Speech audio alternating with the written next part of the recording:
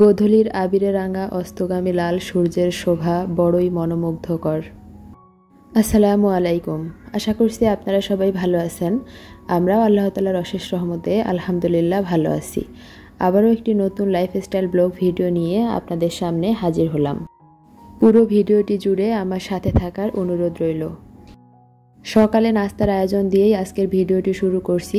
French toast করব, সেজন্য একটা ডিম চিনি দিয়ে বিট করে নিচ্ছি। আমি একার জন্য নাস্তা বানাচ্ছি, সেজন্য এখানে একটা ডিম দিয়েছি। আপনাদের ভাইয়া অফিসে চলে গিয়েছে, আমি শুধু একাই খাবো। ডিম আর চিনি একসঙ্গে ভালো করে মিক্সড করে নেওয়ার পর কিছুটা দুধ দিয়ে দিলাম, তারপর আবারও একটু মিশিয়ে নিলাম। এখন ওই মিশ্রণটার মধ্যে পাউরুটি চুবিয়ে ভেজে নিব। গতকালকে রাতের ভাত ছিল, ওগুলো গরম করে দিয়েছি। আপনাদের ভাইয়া তাই খেয়ে গিয়েছে। ও যেহেতু বাইরে অনেকক্ষণ থাকবে, তাই ওকে ভাত গরম করে দিয়েছি আর আমার জন্য ফ্রেঞ্চ টোস্ট করে নিচ্ছি। তাছাড়া ও এই ধরনের খাবারগুলো একটু কম পছন্দ করে, ভাত হলে ওর কাছে আর কিছুই লাগে না। সকালে চা খেতে চাচ্ছি না, তাই দুধ গরম করে নিলাম। চলুন তাহলে সকালে নাস্তাটা সেরে নেই। নাস্তাটা একটু আয়েশ করে করব, তারপর আবার সংসারের কাজকর্মে লেগে পড়তে হবে। নাস্তা করে আমি ঘরবাড়ি সব পরিষ্কার করে নিয়েছি। তারপর দুপুরে রান্না শুরু করে দিয়েছি। আজকে গরুর মাংস দিয়ে মিষ্টি কুমড়া রান্না করব। মাংস রান্নায় যে মশলাগুলো লাগে সবগুলো মশলা দিয়ে আমি এখানে কষিয়ে নিয়েছি। তারপর মাংসটা দিয়ে দিলাম। প্রথমে প্রেসার কুকারে মাংসটা সিদ্ধ করে নেব, তারপর মিষ্টি কুমড়া দিয়ে দেব। প্রেসার কুকারে মাংসে 4-5টা সিটি দিয়ে আমি সিদ্ধ করে নিয়েছি। তারপর কষিয়ে নিয়ে মিষ্টি কুমড়াগুলো দিয়ে দিলাম। এখন আর প্রেসার কুকারের ঢাকনা লক করতে হবে না, জাস্ট উপর দিয়ে রাখবো, কারণ মিষ্টি কুমড়া খুব তাড়াতাড়ি সিদ্ধ হয়ে যায়। এই তো বলতে বলতে আমার রান্নাও শেষ হয়ে গিয়েছে। এখন শুধু একটু ভাজা জিরার গুঁড়া দিয়ে নামিয়ে নেব।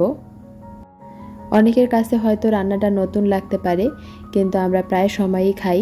গরুর মাংস দিয়ে মিষ্টি কুমড়া, লাউ, তারপর মুরগির মাংস দিয়ে, চিংড়ি মাছ দিয়ে, সব কিছু দিয়েই রান্না করা যায়।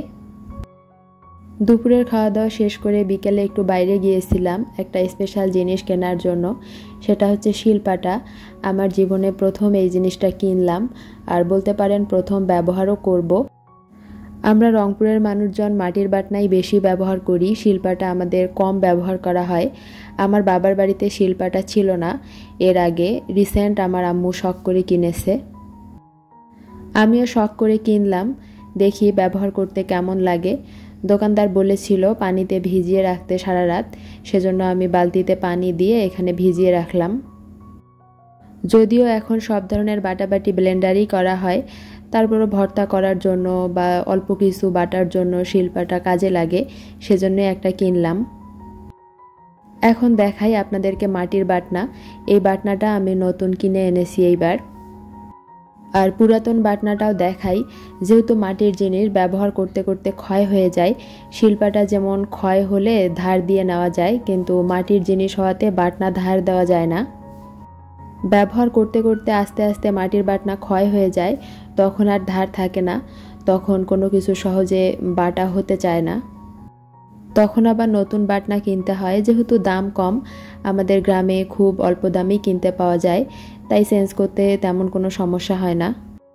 মাটির বাটনা যদি প্রতিদিন ব্যবহার করা হয় তারপরেও বছরখানেক ব্যবহার করা যায়, আর যদি অল্প ব্যবহার করা হয় তাহলে দীর্ঘদিন পর্যন্ত ব্যবহার করতে পারবেন।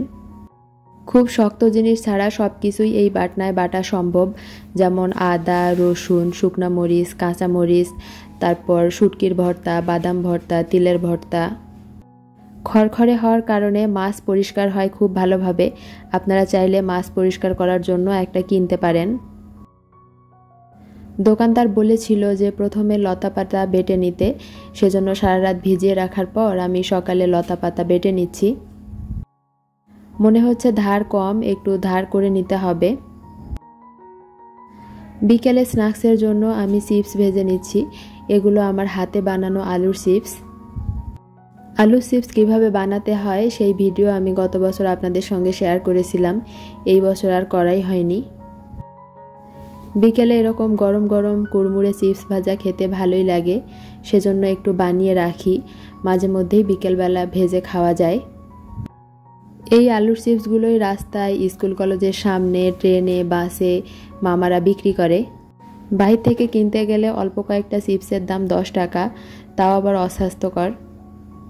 বাচ্চারা তো চিপস খেতে খুব পছন্দ করে, আপনারা চাইলে কিছু আলুর চিপস বানিয়ে রাখতে পারেন, যখন চিপস খেতে চাইবে তখন ভেজে দিতে পারেন।